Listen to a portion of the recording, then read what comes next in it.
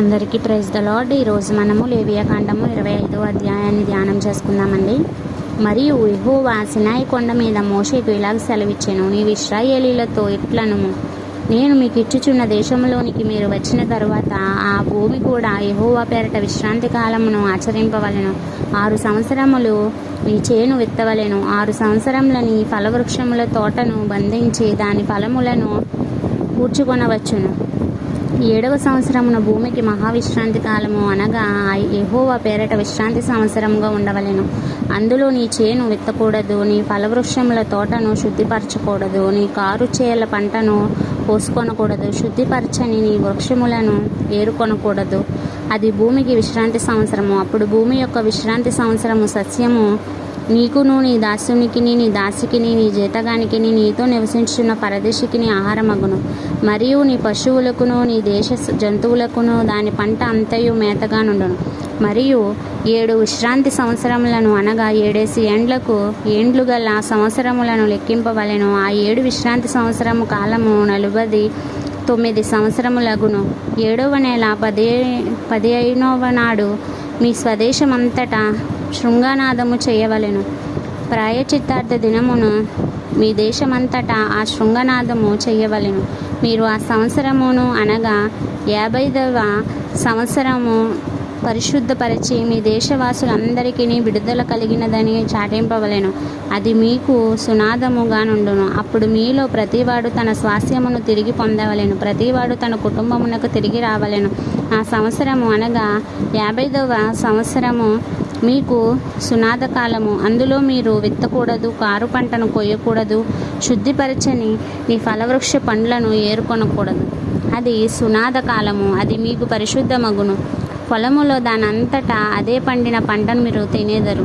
ఆ సునాద సంవత్సరమున మీలో ప్రతివాడు తన స్వాస్థ్యమును మరల పొందవలెను. నీవు నీ పొరుగువానికి వెళ్ళకు ఇచ్చిన దేని విషయంలో కానీ, నీ పొరుగువాని దగ్గర నీవు కొనిన దేని విషయంలో కానీ మీరు ఒకరినొకరు బాధింపకూడదు. సునాద సంవత్సరమైన తరువాత గడిచిన ఏండ్లు లెక్క చొప్పున నీ పొరుగువాని యొద్ద నీవు దానిని కొనవలెను. పంటల లెక్క చొప్పున అతడు నీకు దానిని అమ్మవలెను. ఆ సంవత్సరముల లెక్క హెచ్చించిన కొలది దాని వెల హెచ్చింపవలెను. ఆ సంవత్సరముల లెక్క తగ్గిన కొలది దాని వెల తగ్గింపవలెను. యాలయనగా పంటల లెక్క చొప్పున అతడు దాన్ని నీవు అమ్మెను గదా. మీరు ఒకరినొకరు బాధింపక నీ దేవునికి భయపడవలెను. నేను మీ దేవుడనైన యెహోవాను. కాబట్టి మీరు నా కట్టడలను నా విధులను గైకొని వాటిని అనుసరించి నడుచుకొనవలెను. అప్పుడు మీరు ఆ దేశంలో సురక్షితముగా నివసించెదరు. ఆ భూమి ఫలించును. మీరు తృప్తిగా భుజించి దానిలో సురక్షితముగా నివసించెదరు. 7వ ఏట మేము ఏమి తిందుము? ఇదిగో మేము చల్లను పంట కూర్చను వల్లగాదే అనుకొందురేమో. అయితే నేను 6వ ఏట నా దీవెన మీకు కలుగునట్లు ఆజ్ఞాపించెదను. అది 3 ఏండ్ల పంటను మీకు కలుగచేయును. మీరు 8వ సంవత్సరము విత్తనములు విత్తి 9వ సంవత్సరము వరకు పాత పంట తినెదరు. దాని పంటను కూర్చుకొన వరకు పాత దానిని తినెదరు. భూమిని శాశ్వత విక్రయము చేయకూడదు. ఆ భూమి నాదే. మీరు నా యొద్ద కాపురమున్న పరదేశులు.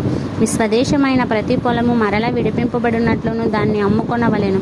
నీ సహోదరుడును భేదవాడై తన స్వాస్థ్యములో కొంత అమ్మిన తర్వాత అతనికి సమీప బంధువుడును విడిపింపవచ్చిన ఎడల తన సహోదరుడును అమ్మిన దానిని అతడు విడిపించును. అయితే ఒకడు సమీప బంధువుడు లేకయే దాన్ని విడిపించుకొనుటకు కావలసిన సొమ్ము సంపాదించిన ఎడల దానిని అమ్మినది మొదలుకొని గడిచిన సంవత్సరం లెక్కించి ఎవరికి దాన్ని అమ్మునో వారికి ఆ శేషము మరలా ఇచ్చి తన స్వాస్థ్యమును పొందును. అతనికి దాన్ని రాబట్టుకొనుటకే కావలసిన సొమ్ము దొరకని ఎడల అతడు అమ్మిన సొత్తు సునాద సంవత్సరం వరకు కొనిన వాని వశములో ఉండవలెను. సునాద సంవత్సరమున అది తొలగిపోవును. అప్పుడు అతడు తన స్వాస్థ్యమును మరలా నొందును.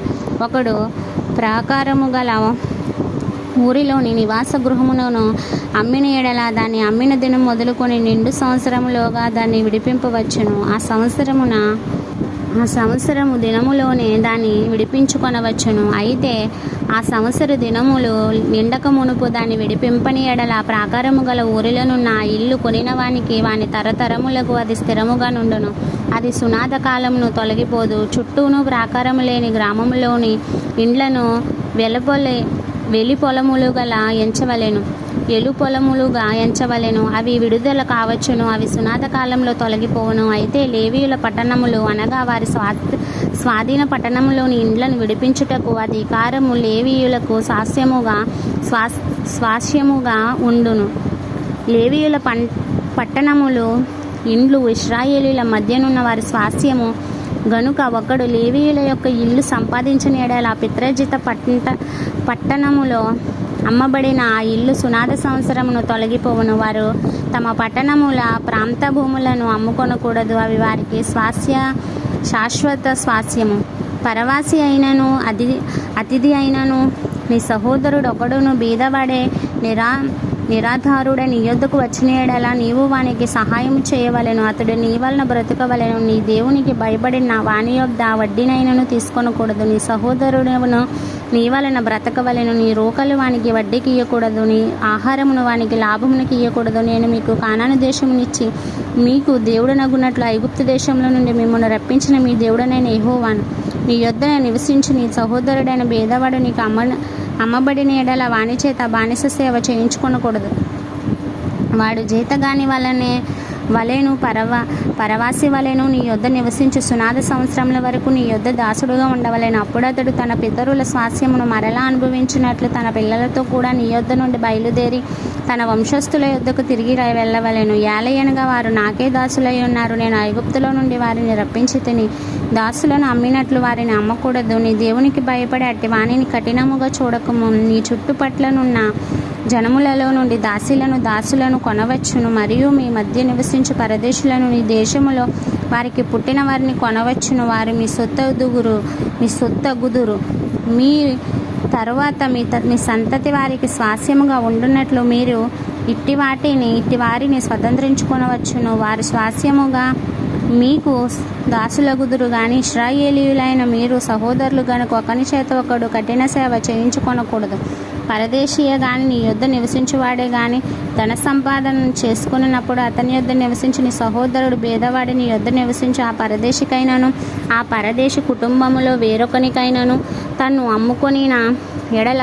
అమ్ముకొనిన తరువాత వానికి విడుదల కావచ్చును. వాని సహోదరులలో ఒకడు వాని విడిపించవచ్చును.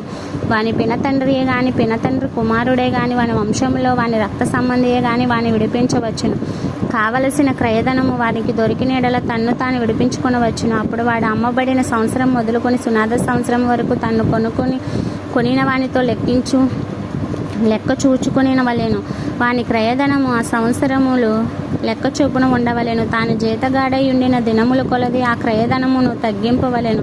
ఇంకా అనేక సంవత్సరములు మిగిలి ఉండైన ఎడల వాటిని బట్టి తను అమ్మిన సొమ్ములో తన విమోచన క్రయధనమును మరలా ఇయ్యవలెను. సునాద సంవత్సరమును కొన్ని సంవత్సరములు తక్కువైన ఎడల అతనికి లెక్క చూచుకొని సంవత్సరములు లెక్క చొప్పున తన విమోచన క్రయధనమును అతనికి చెల్లింపవలెను.